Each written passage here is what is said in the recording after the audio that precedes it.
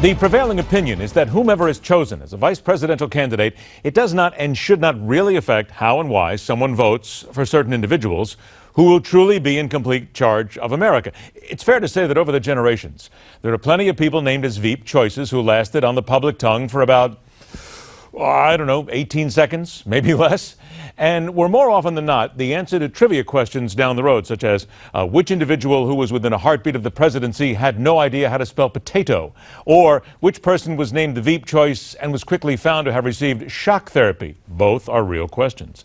2016 is different, as if anybody had to be reminded. Most disliked individuals in American history are gunning for the top spot. And as we careen towards November, sage investors are plowing plenty of stock market cash into companies that make either wooden or plastic clothespins. So when the actual voting comes around, people can honestly hold their noses before they cast the vote. So, vice president really does matter this time around, or so we're told.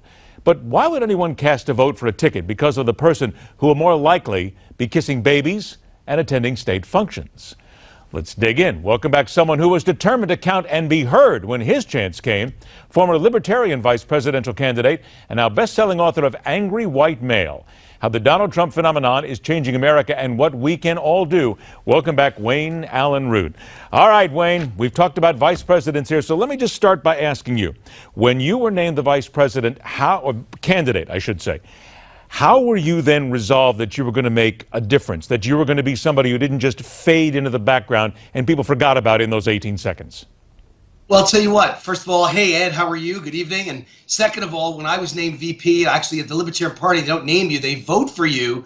Bob Barr put my name in nomination and I was elected by the convention delegates. But the whole reason he put me on the ticket was to provide a shot of energy. You know, I'm a big energy guy. I never would have known, Wayne. Honest to goodness, we've done these interviews, and I just never would have known. Sometimes I want to tell you, just really go ahead and get out of your own shell here, if you will, and tell us what you really think. So go there's ahead. always some kind of purpose, or there should be, for a VP. You want to lock down some segment of the audience or add a characteristic that you don't have. Bob Barr was not a big energy guy or a big personality guy, Congressman Bob Barr. So he named me to provide that to the ticket.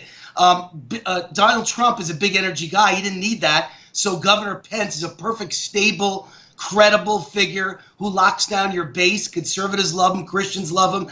I can't figure out what Tim Kaine really brings to Hillary. She's kind of boring. He's kind of boring. They're both white. I don't see Kaine pulling white voters away from Donald Trump. I don't see him exciting black voters. I don't see him exciting women. He's no sex symbol. He's not young and youthful. He's not going to get the young vote. His last name isn't Perez or Castro. He's not exciting Hispanics. I don't know what Tim Kaine brings to the ticket, but I fear nothing. And that's good, because obviously I'm not on Hillary's side. Okay. Now, you put all these things out there. You're not on the Christmas card list anymore for Tim Kaine. We get it. But when you talk about what he brings to the ticket, Tim Kaine did an interview with Telemundo, one of the Spanish-language global networks.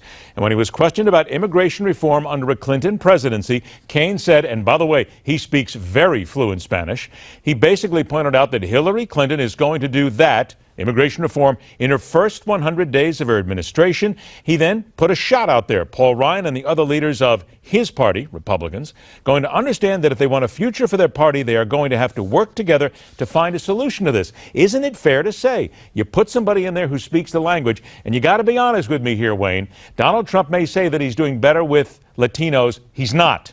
In a lot of the polls that we see over and over and over again. Isn't it fair to say that you bring somebody into the ticket who can speak to a portion of the electorate that maybe you couldn't?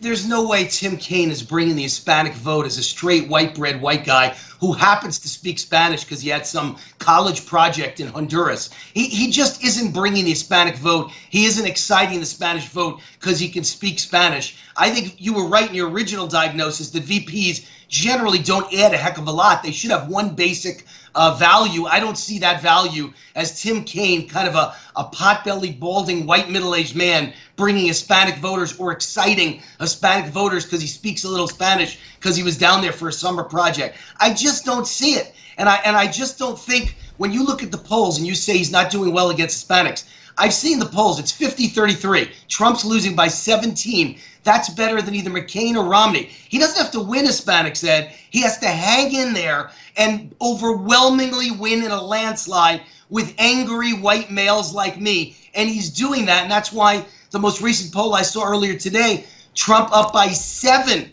in the most recent poll in the USC LA Times. In the LA USC poll, yes, indeed. I got about 2 minutes left. Let me address something else. Let's talk about Donald Trump and his selection of Mike Pence. Donald Trump said, and I got to tell you, very honestly, I listen to everything and I hear very well. He said that Mike Pence was not his real choice for vice president. Then he kind of backed up a little bit and he said, no, wait a minute, he was my first and only choice. So there's some confusion here, but here's what Donald said. I have a great relationship with Governor Pence. We've spent the last 3 days together. He was absolutely my first choice, and I never wavered, despite the press. The press was saying, you know, it was interesting. I spoke to him at 11:05, to him and his wife, and I told him that I was going to be choosing them if I'd be lucky enough for him to accept.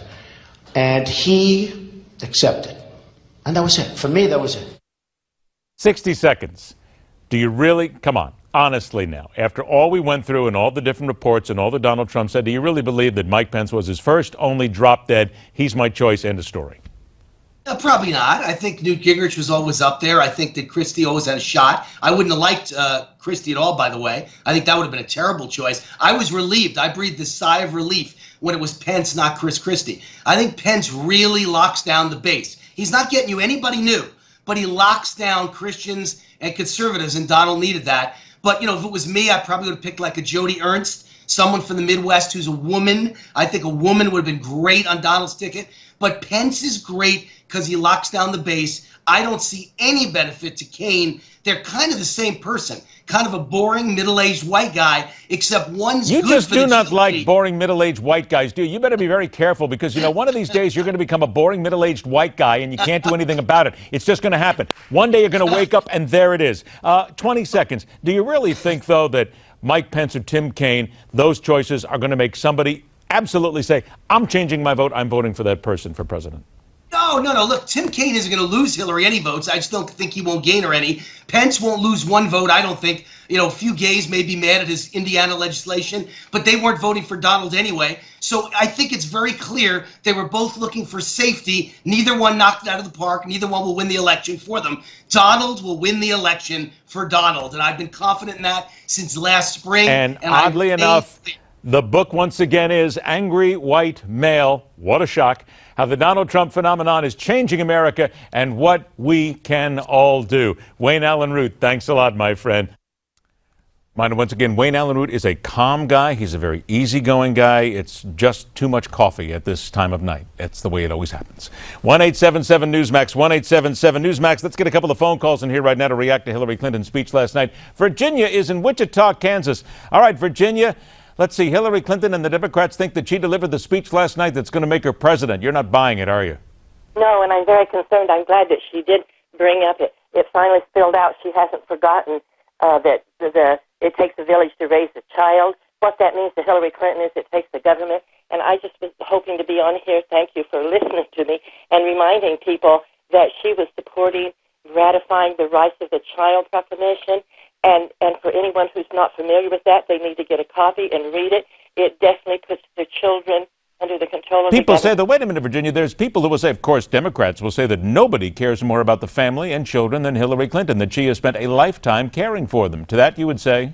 I would say get a copy of the Rights of the Child that she wants ratified and see what it does for the children, our children, and where it puts them or under whom it puts them in control. We will do that. Virginia, thanks so much for your call. We do appreciate it. Anytime, join us again. Mickey's in Springfield, Illinois at 1-877-Newsmax.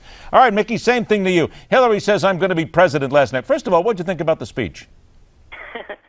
I thought it was just rhetoric.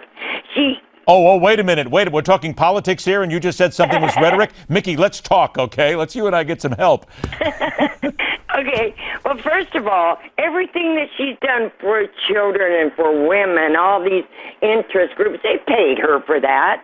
They paid her under the table, and all the speeches she gave, she got paid for that. Anything that woman's going to do, she's going to get paid for it. She's looking to get paid Well, if she's looking to get paid. You don't make a lot of money being president, you know. Got that right. Oh, yeah, right. keep that in mind right now. Thanks for your call. Rich is in White Plains, New York. All right, Rich, close us out this week. You got 30 seconds. You say vice presidents don't matter. Why not, Rich? They're a heartbeat away from the presidency. Well, I just don't think they do. I mean, I think if you went out in the street and asked who the vice president was right now, nobody could tell you. Dan Quayle. I'm sorry. I had a moment. I just thought I'd throw that out there. I mean, if a vice president is to be considered the president's consigliere, I think Valerie Jarrett should be considered the vice president more than Joe Biden. Look at it.